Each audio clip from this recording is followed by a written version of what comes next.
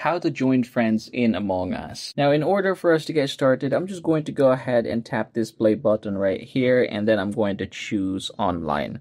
After doing so, you can just go over to the private and then click enter code, and then you can just go ahead and put here the code.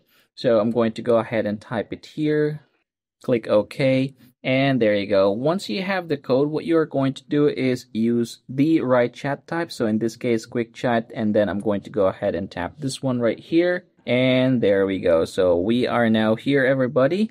So yeah, that is how you're going to get this done. Now, what if, say, for example, I'm just going to leave here for some reason because there's something that I'm going to tell you. Now, what if, say, for example, you're experiencing a problem stating that the game that you're looking for is not here or something like that. Now, what you're going to do is just tap this one right here. Go ahead and click that one. Now, make sure that you are in the same location. So as you can see in this case, for example, this is Europe. Now, you're going to change this one depending on the location of that particular user. So if, say, for example, he's in Asia, then you are going to have to change this one to Asia as well. If he is in North America, then change it to North America. Otherwise, you are going to experience that same problem.